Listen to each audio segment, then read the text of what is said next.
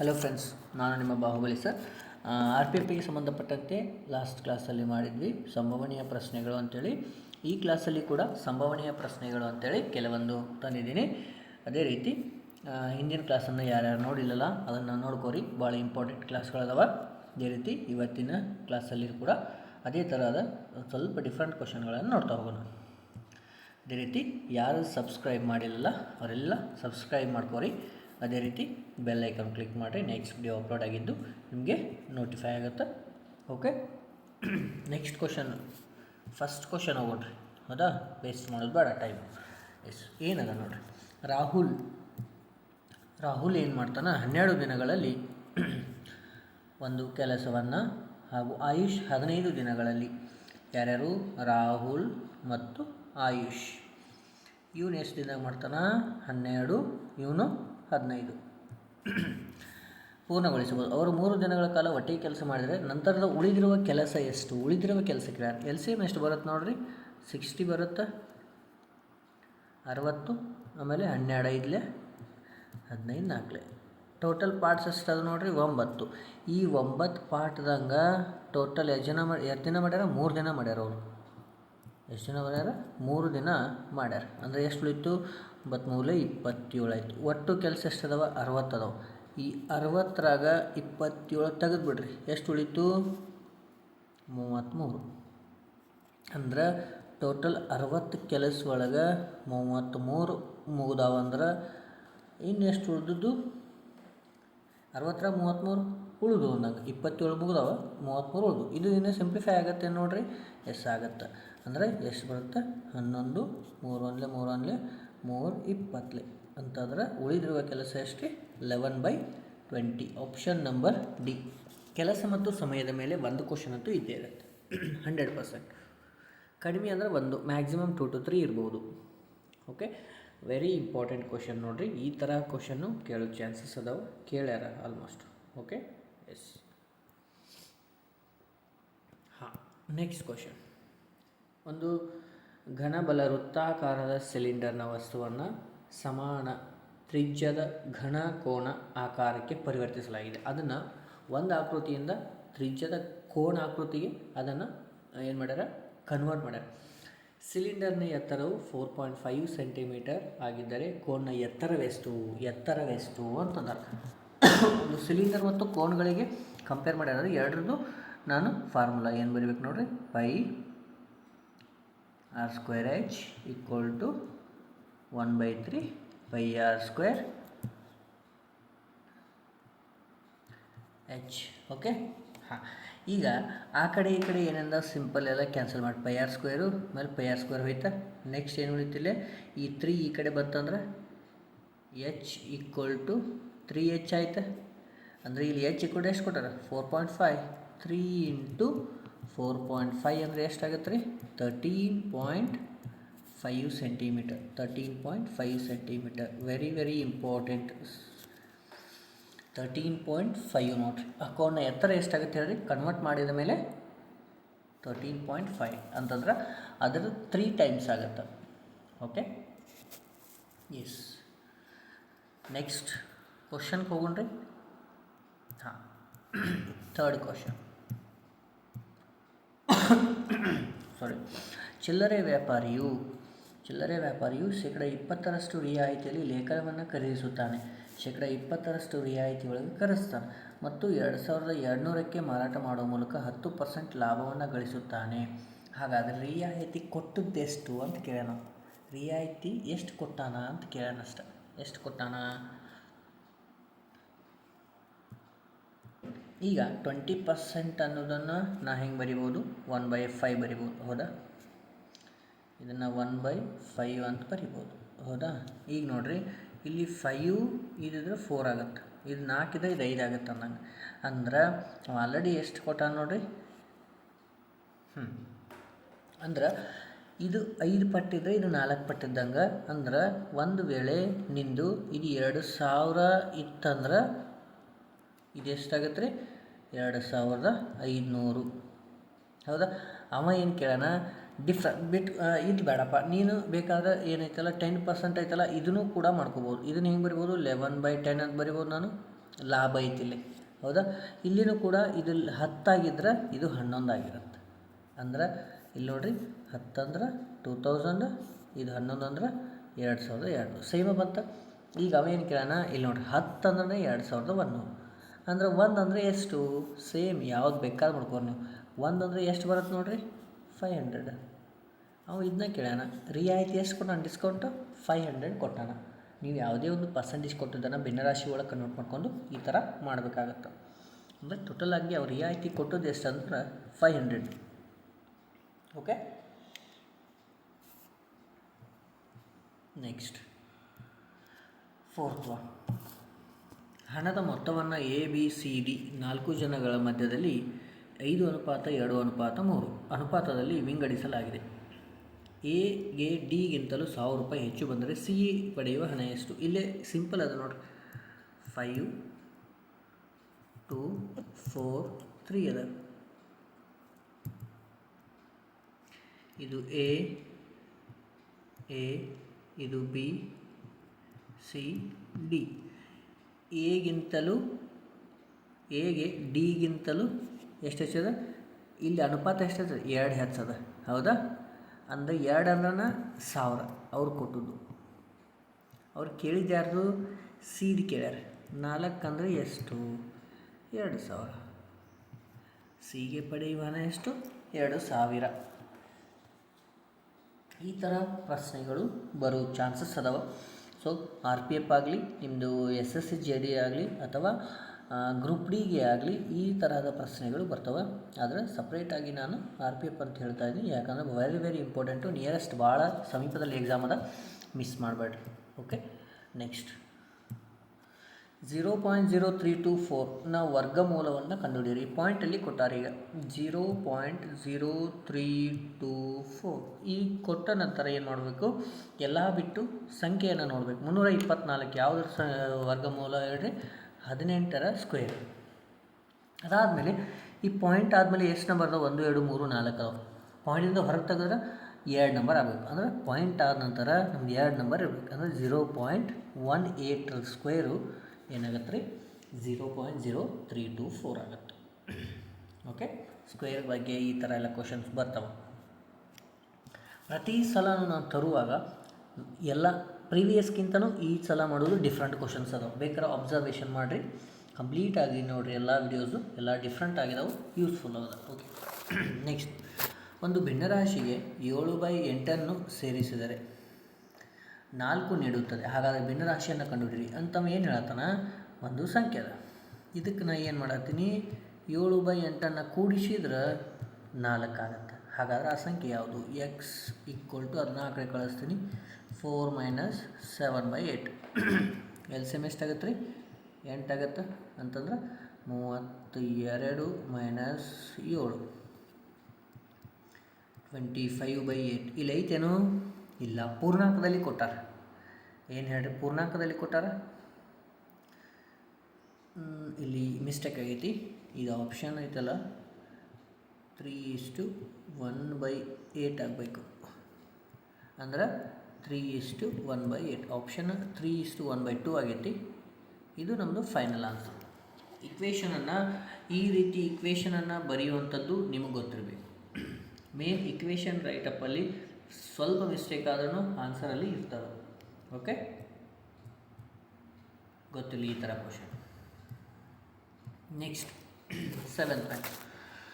8 ವರ್ಷಗಳಲ್ಲಿ ಹಣದ ಮೊತ್ತವು 100% ಆಗುತ್ತದೆ ಅಂತಂದ್ರೆ ಇಲ್ಲಿ ಬಡ್ಡಿ ನಿಮಗೆ ಇಲ್ಲೇ ಸಿಕ್ಬಿಡ್ತದೆ ನೋಡಿರಿ. ಇದು ಏನದು, ರೇಟ್ ಆಫ್ ಇಂಟ್ರೆಸ್ಟ್ R = 8 ವರ್ಷಕ್ಕೆ 100% ಅಂತಂದ್ರೆ R = ಎಷ್ಟಾಗುತ್ತೆ ರೀ, 12.5. ಡೈರೆಕ್ಟ್ ಇದು 12.5 ಆಯ್ತು. ಈಗ ನೋಡಿರಿ, ಫಸ್ಟಕ್ಕೆ 8 ಇದ್ದಾಗ ಆಮೇಲೆ 9 ಅಂತ 1 ವರ್ಷದ್ದು, ಆಮೇಲೆ 8, 9 2 ವರ್ಷದಾಯ್ತು. ಇಂಟು ಮಾಡಿರಿ, 8 × 8 = 64, 9 × 9 = 81. ಡಿಫ್ರೆನ್ಸ್ ಎಷ್ಟದ, ಡಿಫ್ರೆನ್ಸ್ ಬೇಡ ಬಿಡಿ ನಿಮಗೆ, ಯಾಕೆ ಈಗ ಟೋಟಲ್ ಡಿಫ್ರೆನ್ಸ್ ಬೇಡ. ಈಗ ನೋಡಿರಿ, ಈಗ 64 ಅಂದರೆ ಇಲ್ಲಿ ಕೊಟ್ಟಾರ ಆಲ್ರೆಡಿ ಅವರು 9000 ಎಷ್ಟದ, 9600 ನಾವು ಕೊಟ್ಟದ್ದು. ನೆಕ್ಸ್ಟ್ ಪೇಜ್ನಾಗ ಮಾಡಿ ನೋಡ್ರಿ. ಎಸ್, ನೋಡಿರಿ,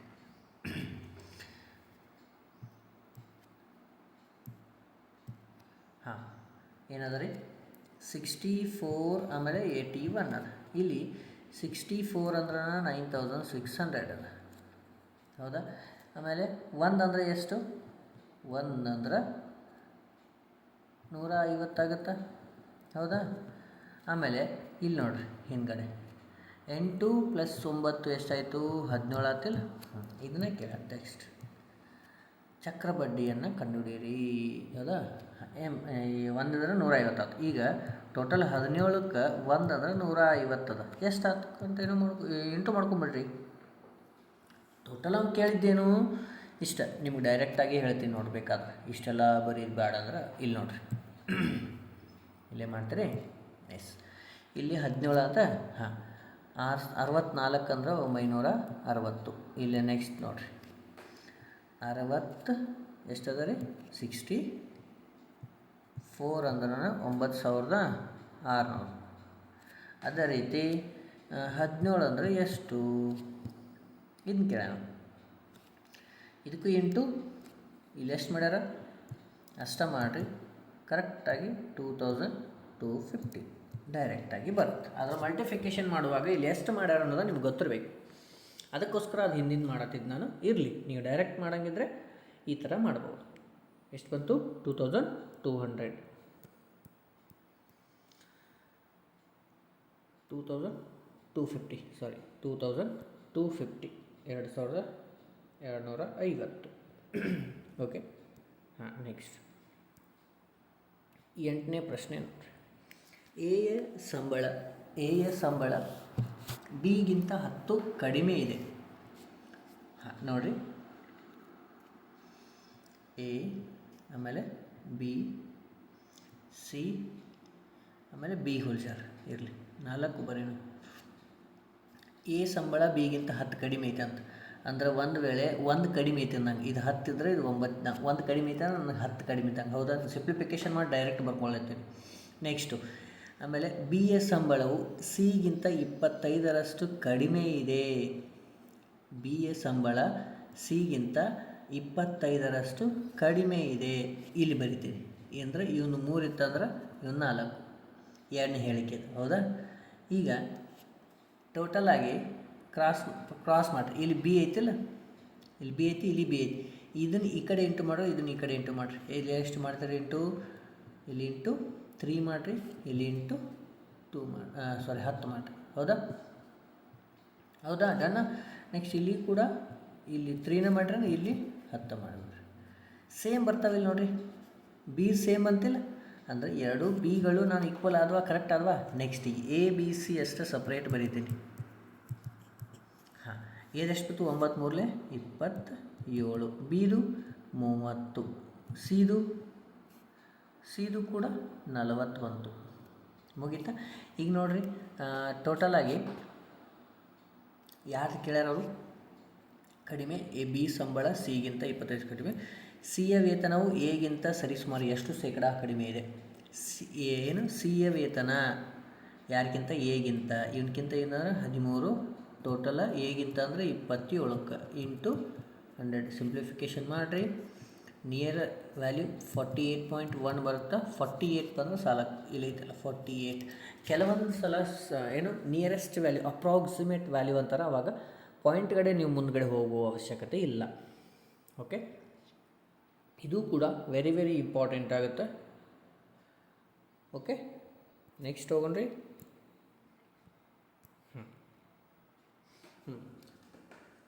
ಏನೈತೆ ನೋಡಿರಿ, 608XY0 ಅನ್ನು 3 ಮತ್ತು 11 ಎರಡರಿಂದಲೂ ಭಾಗಿಸಬಹುದಾದರೆ ಅನುಕ್ರಮವಾಗಿ 100ರ ಸ್ಥಾನ ಮತ್ತು 10ರ ಸ್ಥಾನದಲ್ಲಿ ಶೂನ್ಯವಲ್ಲದ ಅಂಕಿಗಳು ಯಾವ್ಯಾವು ಬರ್ತಾವೆ ಅಂತ ಕೇಳ್ಯಾರ. 3 ಮತ್ತು 11. ಓಕೆ, ಈಗ ಟೋಟಲಾಗಿ ಆ ಸಂಖ್ಯೆಯನ್ನು ಬರೀ. ಏನದ? 608XY0. ಈ ಜಾಗದಲ್ಲಿ ಯಾವುದು ಬರ್ಬೋದು ನಾನು ಹೇಳಬೇಕು. ಓಕೆ, ಈಗ 11 ಫಸ್ಟಿಗೆ 3ರಲ್ಲಿ ಬೇಕಾಗಿತ್ತಂದ್ರೆ 3 ರೂಲ್ಸ್ ಏನು? ಎಲ್ಲ ಸಂಖ್ಯೆಗಳನ್ನ ಕೂಡಿಸ್ಬೇಕು. ಇಲ್ಲಿ 6 0 8 ಆಪ್ಷನ್ಗಳಲ್ಲಿ ನೋಡಿರಿ. 6 5 ಹಾಕಿದ್ರಂತೂ 6 5 11 11 19 25 25 ಅಂತೂ ಹೋಗಂಗಿಲ್ಲ 3 ಭಾಗ ಅಂದ್ರೆ 6 5 ಬರಲ್ಲ 5 6 ಬರೋಂಗಿಲ್ಲ. ಆದ್ರೆ 8 5 ಬರ್ಬೋದಿಲ್ಲ 5 8 ಬರ್ಬೋದು.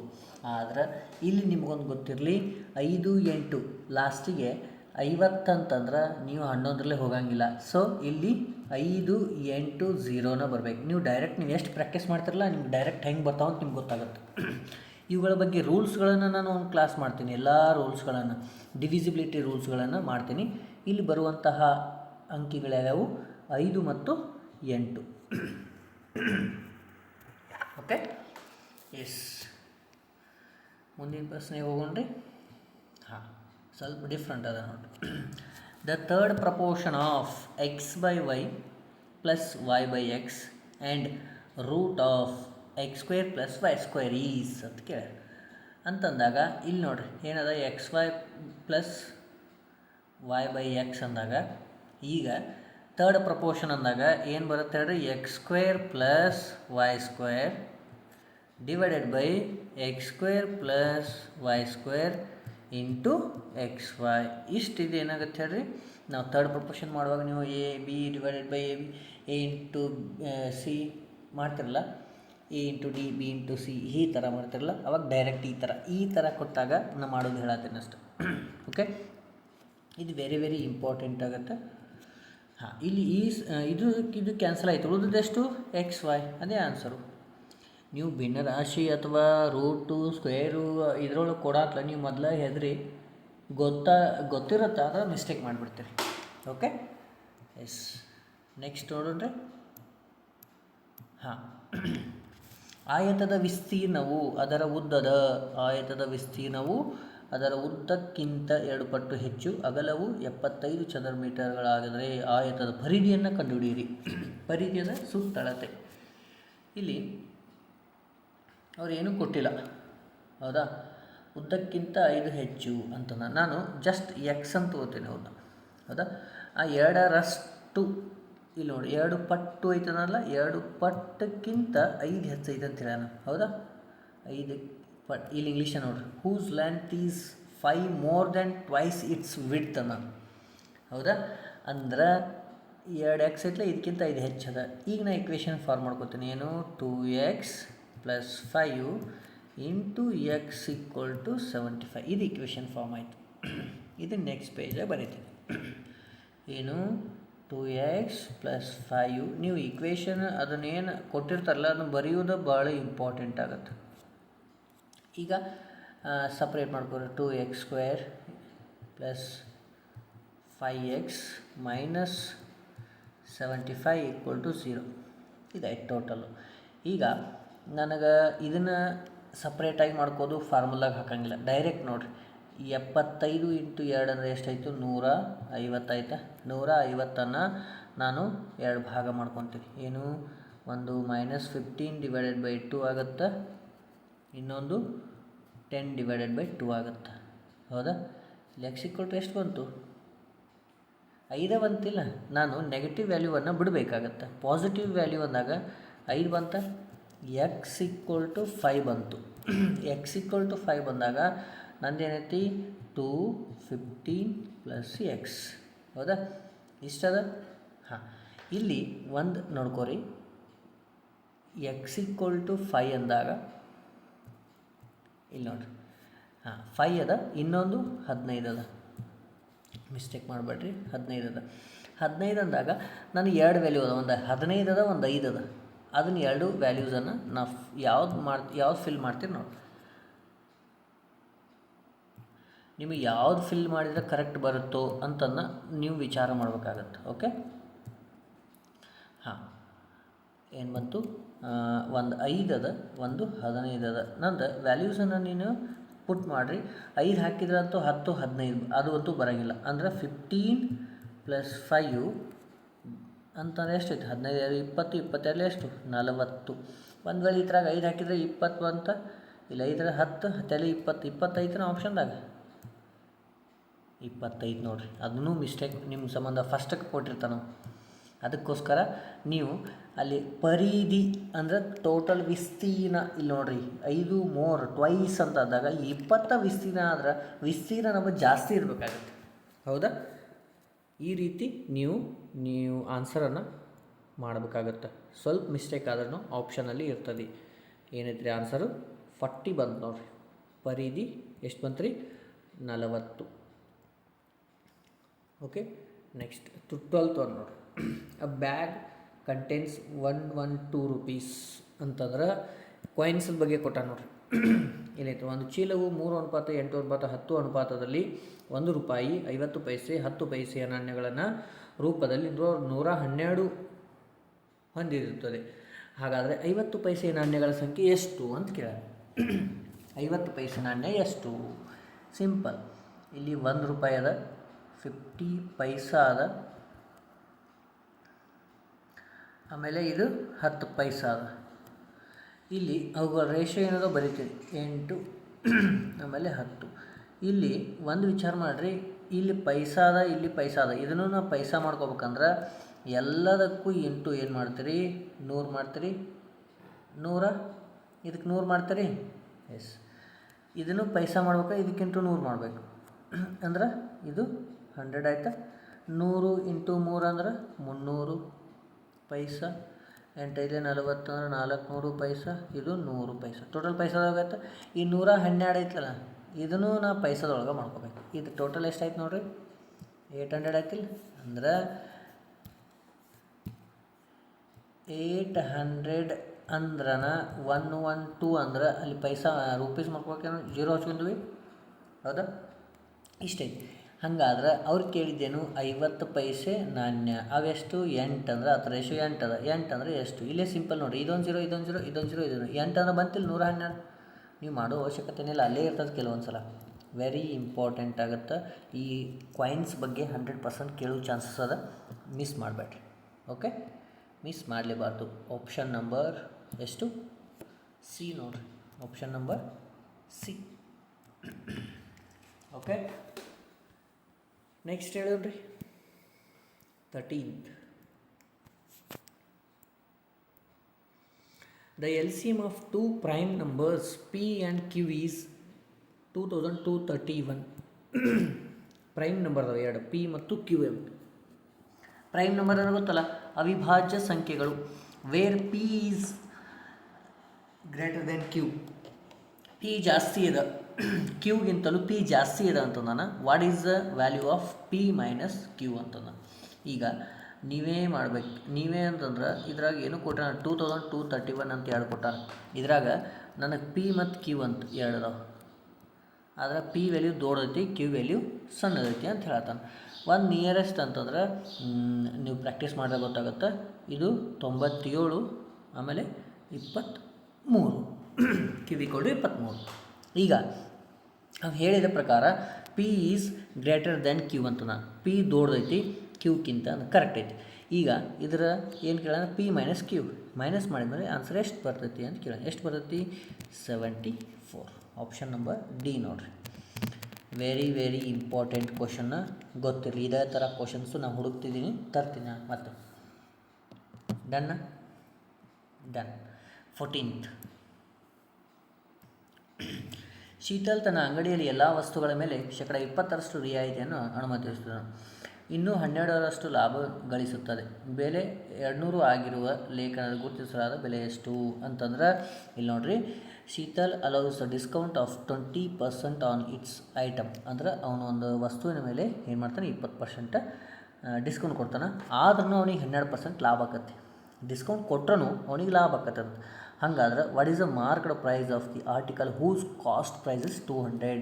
200 ರೂಪಾಯಿ ಕಾಸ್ಟ್ ಪ್ರೈಸ್ ಆಗಿತ್ತಂದ್ರೆ ಅದ್ರ ಮಾರ್ಕ್ಡ್ ಪ್ರೈಸ್ ಎಷ್ಟು ಅಂತ ಕೇಳ್ಯಾನ.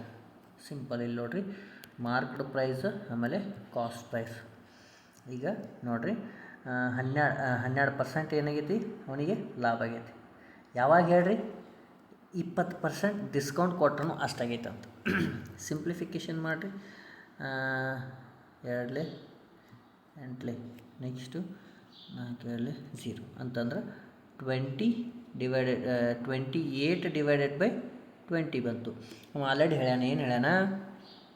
ಕಾಸ್ಟ್ ಪ್ರೈಸು 200 ಆಗಿತ್ತಂದ್ರೆ, ಕಾಸ್ಟ್ ಪ್ರೈಸ್ ಕೆಳಗಿಂದಿಲ್ಲ ನಮ್ಮದು. ಇದು 200 ಆಗಿತ್ತಂದ್ರೆ ಇದೆಷ್ಟು? ಎಷ್ಟಾಕತಿ? ಇದಕ್ಕೆ 10 ಇಂಟು ಮಾಡಿ, ಇದಕ್ಕೂ 10 ಇಂಟು ಮಾಡು, 280. 280. ಡನ್. ವೆರಿ ಸಿಂಗಲ್ ಸ್ಟೆಪ್ಪಲ್ಲಿ ಅದಾವ ಆನ್ಸರು, ಆದರೆ ಪ್ರಾಕ್ಟೀಸ್ ಭಾಳ ಉಪಯೋಗ ಆಗುತ್ತೆ. ಕೆಲವೊಂದು ನಾನು ಡೈರೆಕ್ಟ್ ಸ್ಟೆಪ್ ತೊಗೋತೀನಿ, ಯಾಕೆ ಹೇಳಿರಿ ನನಗೆ ಗೊತ್ತಾಗುತ್ತೆ. ನೀವು ಅದೇ ಥರ ಮಾಡಬೇಕಾಗಿತ್ತು, ಡೇ ಬೈ ಡೇ ಏನು ಮಾಡಬೇಕು, ಪ್ರಾಕ್ಟೀಸ್ ಮಾಡಬೇಕು. ಅದೇ ಥರ ಕ್ವಶನ್ಸ್ ಬೇರೆ ಕಡೆ ಸಿಕ್ಕರೆ ಮಾಡಿರಿ, ಟ್ರೈ ಮಾಡಿರಿ, ಬರಲಿಲ್ಲ ಅಂದರೆ ಕಳಿಸ್ರಿ. Okay, yes. ಲಾಸ್ಟ್ ಇನ್ನೊಂದು ಕ್ವಶನ್ ಅದ. ಫ್ಲ್ಯಾಟ್ನ ವೆಚ್ಚವು ರೂಪಾಯಿ ಎಷ್ಟದ ನೋಡಿರಿ, 15 ಲ್ಯಾಕ್ ಅದ. 15 ಲಕ್ಷದಿಂದ 18 ಲಕ್ಷಕ್ಕೆ ಹೆಚ್ಚಾಗುತ್ತದೆ.